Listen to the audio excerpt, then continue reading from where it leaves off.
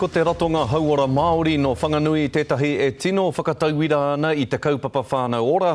Me te aha koia tētahi o ngā ratonga whānau ora tuatahi o tēnei whenua. Ko tōna ingoa ko te oranga nui Iwi Health Authority. Nā kahurangi Tariana Tūria i whakatū neke atu i te rua tekau tau ki muri. Ko taua ratonga te tauira tuatahi ki te kaupapa i ko manawa ake i ngā tau i muri iho. Hei tā Erewera Rerekura, ko Tūria tonu tētahi o ngā kiritaki 8,000 o te ratonga hauora o Whanganui. Ko kaurangi Tariana Tūria. A little bit of double vision. Just a little bit as you went across. Ka taia e ia te kite i ngā uapai o ngā ratonga auara e whakahaerehi ana e ngai Māori. We've got to take back control over our lives, our people. But in reality, the answers actually do lie within ourselves. And it's about understanding that and working really hard to engage in a way that makes our people know that they can be well.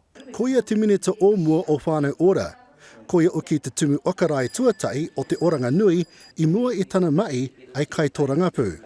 I oi kua mau ia Frana Chase te puerui nai nei, ai ara i te kaupapa e tia ki ana kia 8,000 ngā kiritaki. What makes Tuaranganui effective is that it comes from a kaupapa and tikanga that was set out way before us in our time. So we've never shifted away from that kaupapa, us taking responsibility for our own health and well-being. E taunakitanga ōna e wakatinana I ona wakapai. The evidence around the success of Tuaranganui is the fact that we are here today.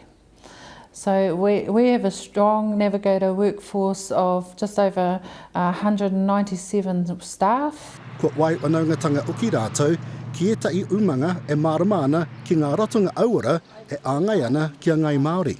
Te Oranganui, of course, they've been one of the leaders over a number of years around Māori health service provision and around championing and demonstrating how wāna ora really works in a community. Te Oranganui works closely with the Whanganui DHB. We know within Te Oranganui that we can't improve the health and wealth of our people alone, because the services that are funded to provide those services reach way beyond ourselves. Engari kauri anō kia mutu ngā mai. Those that are providing to and for and at us to be accountable to our people that what the government funds that is supposed to produce outcomes for our people funds it in a way in which the results that we experience as a people sees us better off. Ko te oranga nui e tauira pai mō whānau ora.